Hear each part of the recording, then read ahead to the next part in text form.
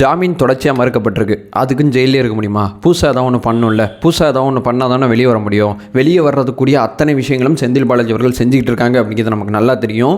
வெளியே வர்றதுக்கு இப்போ செந்தில் பாலாஜி அவர்கள் புது ரூட்டில் செயல்படுறாங்க. தமிழ்நாடு அரசு ஒரு விஷயத்துக்கு அனுமதி கொடுக்காம காலம் தாழ்த்தது. தமிழ்நாடு அரசு அனுமதி கொடுக்காம காலம் தாழ்த்துறதுக்கும் செந்தில் பாலாஜி அவர்கள் புது ரூட்டில் பயணிக்கிறதுக்கும் ஏகப்பட்ட கனெக்ஷன் இருக்குது. அந்த ஏகப்பட்ட கனெக்ஷன் பற்றி தான் இந்த வீடியோவில் பேச போகிறோம். உற்சாக வணக்கங்கள். வாங்க பதிவுக்குள்ளே போகலாம். முதல் விஷயம் மக்களை, இப்போ நான் எடுத்துக்கிட்ட தலைப்பை தெளிவுபடுத்தணும்னா இதற்கு முன்னாடி சில கதைகளை சொல்லிட்டு வந்தால் தான் இந்த தலைப்பு ரொம்ப தெளிவாக புரியும். இதற்கு முன்னாடி நம்ம பேச வேண்டிய சில விஷயங்களை பார்த்துட்டு இதுக்குள்ளே போனோன்னா ஓகே இது கண்டிப்பாக புது ரூட்டு தான் அப்படின்னு சொல்லி நீங்களும் நிச்சயமாக சொல்லுவீங்க. இதற்கு முன்னாடி நம்ம பேச வேண்டிய விஷயங்கள் என்னன்னு சொல்லி கேட்டிங்கன்னா, செந்தில் பாலாஜி அவர்கள் விசாரணை கைதியாக நீதிமன்றத்தின் மூலமாக சிறையில் வைக்கப்பட்டிருக்காங்க. இந்த விசாரணை கைதியாக இருக்கக்கூடிய செந்தில் பாலாஜி அவர்கள் ஜாமீன் அப்படிங்கிற ஒரு பேட்டர்னில் வெளியே வந்துடலாம் அப்படிங்கிற முயற்சி எடுத்தாங்க. ஜாமீன் அப்படின்னு சொல்லி கேட்டாங்க. ஜாமீன் அப்படிங்கிறது மருத்துவ காரணங்களை சொல்லி கேட்க முடியும், அல்லது இந்த வழக்கில் எனக்கு முகாந்திரம் இல்லை, இந்த வழக்கு என் மேலே தப்பாக போட்டாங்க அப்படிங்கிற காரணத்தை அடிப்படையாக வச்சு இடி சம்பந்தப்பட்ட வழக்கில் ஜாமீன் கேட்க முடியும். செந்தில் பாலாஜி அவர்கள் மருத்துவ காரணங்களை சொல்லி அவருக்கு நெஞ்சு வலி, அது இல்லாமல் பல உடல் கோளாறுகளை சொல்லி நீதிமன்றத்தில் மனு தாக்கல் பண்ணாங்க. கிட்டத்தட்ட பார்த்தீங்கன்னா ஜாமீன் அப்படிங்கிற ஏரியாவில் 2 வகையிலுமே செந்தில் பாலாஜி அவர்களுக்கு ஜாமீன் கிடைக்கல. மருத்துவ காரணங்களை சொல்லியும் கிடைக்கல, குற்றச்சாட்டில் உண்மைத்தன்மை இல்லை அப்படின்னு சொல்லியும் செந்தில் பாலாஜி அவர்களுக்கு கிடைக்கல. இதில் குற்றச்சாட்டில் உண்மை இல்லை அப்படின்னு சொல்லி நீதிமன்றத்தில் செந்தில் பாலாஜி தரப்பு என்ன வாதத்தை முன் வச்சாங்கன்னா, இடி அதாவது மத்திய பொருளாதார குற்றப்பிரிவு போலீசார் பதிவு செஞ்ச ஆவணங்கள் அத்தனையிலுமே திருத்தம் பண்ணி எங்கள் மேலே அரசியல் காரணத்துக்காண்டி வழக்கு பதிவு செஞ்சிருக்கு அப்படிங்கிற வாதத்தை முன் வச்சாங்க. நீதிபதி ஆனந்த் வெங்கடேசன் அவர்கள் இதெல்லாம் கிடையாதுங்க, இதெல்லாம் ஒரு முகாந்திரம் இல்லை அப்படின்னு சொல்லி அவங்களோட ஜாமீன் மனுவை கடைசியாக தள்ளுபடி பண்ணிட்டாங்க. ஸோ ஜாமீன் அப்படிங்கிற விஷயத்தில் செந்தில் பாலாஜி அவர்களுக்கு சரியான நிவாரணம் கிடைக்காதனால செந்தில் பாலாஜி அவர்கள் என்ன பண்ணுறாங்கன்னு சொல்லி கேட்டிங்கன்னா, என்னையே இந்த வழக்கிலேருந்து விடுவீங்க அப்படின்னு சொல்லி ஒரு மனு தாக்கல் பண்ணுறாங்க. பிப்ரவரி மாதம் என்னை இந்த வழக்கிலேருந்து இடி சம்பந்தப்பட்ட இந்த வழக்கிலேருந்து விடுவீங்க அப்படிங்கிற ஒரு மனுவை தாக்கல் பண்ணுறாங்க. இந்த வழக்கு விசாரணைக்கு வரும்போது இடி சைட்லேருந்து அவங்களோட பதில் மனுவை தாக்கல் பண்ண சொல்கிறாங்க. இந்த 2 பதில் மனுவும் தாக்கல் செய்யப்பட்ட பிறகு இந்த விசாரணையை தள்ளி வைங்க அப்படிங்கிற புது ரூட்டில் செந்தில் பாலாஜி அவர்கள் தரப்பு போகுது. என்னப்பா வழக்கு போட்டது நீ, மனு தாக்கல் பண்ணிட்டாங்க அவங்க, இந்த விசாரணை பண்ணக்கூடாதுன்னு ஏன் தள்ளி வைக்கிறேன்னு சொல்லி வேற ஒரு வழக்கை சேர்த்து பார்க்கும்போது தான் இங்கே என்ன பிரச்சனை அப்படிங்கிறது ரொம்ப தெளிவாக தெரியுது. இடி செந்தில் பாலாஜி அவர்கள் வழக்கில் ப்ரீ கிளைமேக்ஸில் நிற்கிது. இதுக்கு அடுத்து கிளைமேக்ஸ் தான். கிளைமேக்ஸுக்கு முன்னாடி இருக்கக்கூடிய ப்ரீ கிளைமேக்ஸ் அப்படிங்கிற விஷயத்தில் நிற்கிது. இந்த ப்ரீ கிளைமேக்ஸில் செந்தில் பாலாஜி அவர்கள் மேலே குற்றச்சாட்டு, அதாவது இவர் 4 குற்றம் பண்ணியிருக்கார், 5 குற்றம் பண்ணியிருக்கான்னு சொல்லி ஒரு குற்றச்சாட்டை இடி பதிவு செய்யும். அந்த குற்றச்சாட்டு அடிப்படையில் அந்த குற்றச்சாட்டை நிரூபிக்கக்கூடிய முயற்சிகளில் இடி தொடர்ச்சியாக செயல்படும். அதுக்கு தேவைப்படுற சாட்சிகள், அதற்கு தேவைப்படுற விஷயங்கள் அத்தனையுமே இடி நீதிமன்றத்தில் சப்மிட் பண்ணோம். இந்த குற்றச்சாட்டு சரியானதில்லை, தவறானதில்லை அப்படின்னு சொல்லி அந்த 4 பாயிண்ட் மொத்தமாக செந்தில் பாலாஜி வழக்கு அப்படிங்கிறது 3 இல்லை 4 குற்றச்சாட்டின் பின்னணியில் விசாரிக்கப்படும். அந்த குற்றச்சாட்டு நிரூபிக்கப்பட்டால் நீதிமன்றம் செந்தில் பாலாஜி அவர்களுக்கு தண்டனை கொடுக்கும். அந்த குற்றச்சாட்டு நிரூபிக்கப்படலை, அதாவது செந்தில் பாலாஜி அவர்கள் தரப்புலேருந்து இந்த குற்றச்சாட்டு பொய்யானது அப்படிங்கிற வாதத்தை தொடர்ச்சியாக முன் வைப்பாங்க.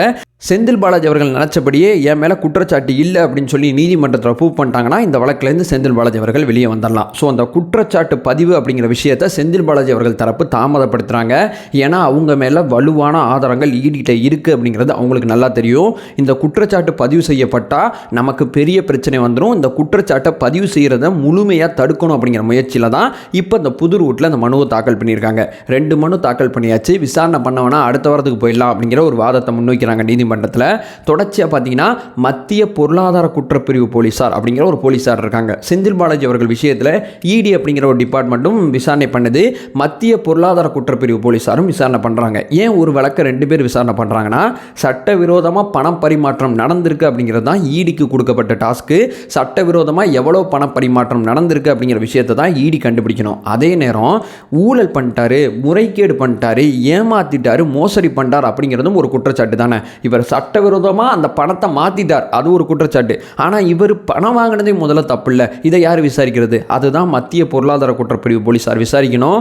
அவங்க கடந்த செப்டம்பர் மாதம் செந்தில் பாலாஜி அவர்களுக்கு எதிராக குற்றப்பத்திரிகை தாக்கல் பண்ணாங்க. அந்த குற்றப்பத்திரிகையை தொடர்ச்சியாக விசாரணை பண்ணணும். அந்த குற்றப்பத்திரிகையை மையமாக வச்சு நீதிமன்றத்தில் வாதம் முன்வைக்கிறாங்க. அந்த வழக்கில் என்ன நடக்குதோ அது அடிப்படையில் இந்த வழக்கை மூவ் பண்ணுங்க, அந்த வழக்கில் நடக்கிறத வச்சு எங்கள் பக்கம் நியாயம் இருக்குது அப்படிங்கிறத அந்த வழக்கில் ப்ரூவ் பண்ண போகிறோம், அதன் அடிப்படையில் இந்த வழக்கை நடத்துங்க அப்படிங்கிற வாதத்தை முன்வைக்கிறாங்க. சரிப்பா, அந்த வழக்கை நடத்தி விட்டு இந்த வழக்கை நடத்த வேண்டி தானே, அந்த வழக்கு அடிப்படையில் அந்த எஃப்ஐஆர் அடிப்படையில் தானே அமலாக்கத்துறை வந்து இந்த வழக்கை தாக்கல் பண்ணியிருக்கு. அந்த வழக்கில் அந்த போலீஸ்காரங்க சேகரிக்கப்பட்ட ஆவணங்களில் தானே அமலாக்கத்துறை தன்னோட ஆவணங்களே எடுத்திருக்கு.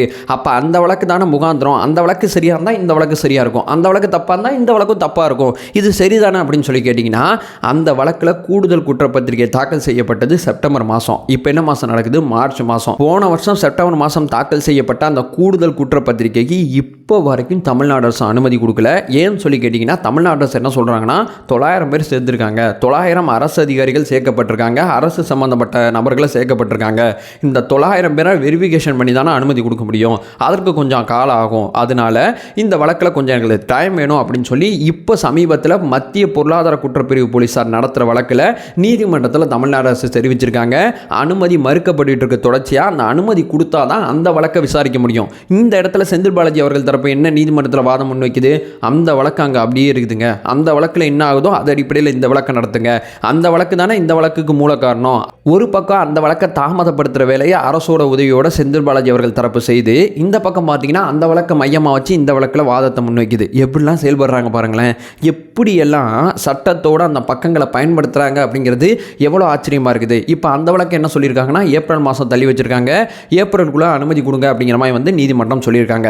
900 பேர் சார்ந்த குற்றப்பத்திரிகைகளை விசாரிக்கும் போது அந்த 900 பேர் வெரிஃபிகேஷன் பண்ண கொஞ்சம் டைம் ஆகும் அப்படிங்கிறதுக்காண்டி கிட்டத்தட்ட 7-8 மாதம் தமிழ்நாடு அரசு எடுத்துக்கிச்சு. அந்த வழக்கில் தமிழ்நாடு அரசு அனுமதி கொடுத்தாதான் அந்த குற்றப்பத்திரிகையில் அங்கே விசாரிக்க முடியும். அது அடிப்படையில் இங்கே வைக்கக்கூடிய வாதத்தை இந்த மாதிரி வாதம் வைக்காத, அங்கே விசாரணை போயிட்டு இருக்கு அப்படின்னு சொல்ல முடியும். அந்த வழக்கு பெண்டிங்கில் இருக்கும்போது இங்கே எதுவுமே பண்ண முடியாது அப்படின்னு சொல்லி செந்தில் பாலாஜி அவர்கள் தரப்பு வாதத்தை பார்க்கும்போது நீதிமன்றத்தை என்னென்னலாம் பண்ணுறீங்கப்பா அப்படிங்கிற மாதிரி நமக்கு இருக்குது. ஸோ ஓவர்வியூவாக அந்த குற்றச்சாட்டு பதிவுன்னு மட்டும் வந்துருச்சுன்னா செந்தில் பாலாஜி அவர்களுக்கு தண்டனை உறுதி அப்படின்னு சொல்லி நிறையா சட்ட வல்லுநர்கள் சொல்கிறாங்க. அந்த குற்றச்சாட்டு பதிவை தாமதப்படுத்துறதுக்கு செந்தில் பாலாஜி அவர்கள் தரப்பு எவ்வளோ முடியுமோ அவ்வளோ முயற்சி பண்ணிட்டு இருக்காங்க அப்படிங்கிற விஷயத்தை சொல்லிட்டு இந்த வீடியோ என் பண்ணிக்கிறேன். நீதிபதி ஆனந்த் வெங்கடேசன் அவர்கள் ஜாமீன் மனுவை தள்ளுபடி பண்ணும்போது 3 மாதத்துக்குள்ள அந்த வழக்கை விசாரிக்கணும் அப்படிங்கிற அந்த ஒரு உத்தரவை சொல்லலாட்டி இது இன்னும் தாமதப்படுத்தப்படும். நல்ல வேளை அந்த மனுஷன் அந்த ஒரு வார்த்தையை சொன்னார். அந்த ஒரு வார்த்தையை சொன்னதுனால இந்த வழக்கை அடுத்த கட்டம் போகிறதுக்கு இடி அந்த விஷயத்தை அவங்களோட வாதங்களில் நீதிமன்றம் சொல்லியிருக்குன்னு சொல்லி நீதிபதி ஆனந்த் வெங்கடேசன் அவர்கள் தெரிவித்த கருத்துக்களை தொடர்ச்சியாக பயன்படுத்துவாங்க. 2 அடிப்படையில் இப்போ நான் இப்போ ஒரு வழக்கை பற்றி பேசிகிட்டு இருக்கேன் பார்த்தீங்களா, இந்த வழக்கோட விசாரணையை நாளைக்கு தள்ளி வச்சுருக்காங்க. இன்றைக்கி என்ன நடக்குது அப்படிங்கிறது பொறுத்து வந்து பார்க்கலாம். இந்த விஷயத்தில் செந்தில் பாலாஜி அவர்கள் தன்னை விடுவிக்கக்கூடி தாக்கல் பண்ண இந்த மனுவை தள்ளுபடி பண்ணிட்டாங்கன்னா குற்றச்சாட்டு பதிவு அப்படிங்கிற விஷயத்துக்கு போயிடுவாங்க. குற்றச்சாட்டு பதிவு மட்டும் நடந்துச்சுன்னா தண்டனை உறுதி அப்படிங்கிற விஷயத்தை சொல்லிட்டு இந்த வீடியோ என் பண்ணிக்கிறேன். நம்ம சேனலை ஃபர்தராக ஃபாலோ பண்ணிங்கன்னா பொலிட்டிக்கல் ரீதியாக பல்வேறு விஷயங்களை பற்றி நம்ம பேசிகிட்டு இருக்கோம். நம்மளோட ஒரே நோக்கம் அறியாமை அகற்ற வேண்டும், அறியாமை அகற்றப்பட வேண்டும். Thank you so much.